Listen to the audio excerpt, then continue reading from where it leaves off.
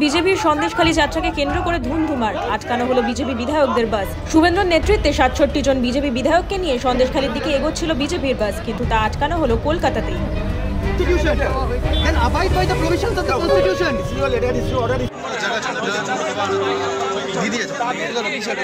So you do not have, so you admit that you do not have respect for the Constitution of India. I have respect. Then you should abide by the Constitution.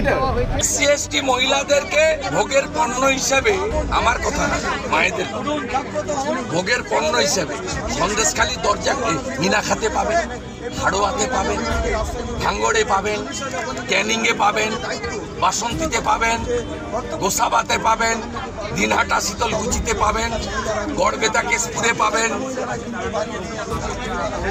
এই যে শুধু টাকা খাওয়া নয়, মাতৃশক্তির তার যে অলংকার, তার সম্ভ্রম, তার ইজ্জত, মায়ের সবকিছু ওরা খেতে চায়। সন্দেশখালীতে খেয়েছে, প্রকাশ হয়ে গেছে। বসিরহাটের এসপি মেহেদি হাসান, তোমাকে ভালো করে দেখাবো।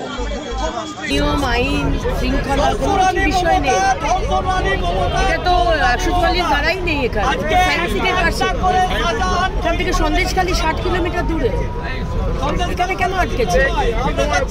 মমতা ভয় পাচ্ছে আমরা গেলে অনেক কিছু ঢেকে রেখেছে, সেগুলো বাইরে চলে আসবে। আপনাদের জন্য এই রেসপেক্ট Article 19(1) তে বলছে that I have the right to move freely anywhere in the territory of India. And here someone যারা স্যালারি পাচ্ছে আমাদের টাকায়, আমাদের স্যালারি, আমাদের ট্যাক্সের টাকায়, তারা এসে আজকে আমাদের দলের নেতাদেরকে থামাচ্ছে।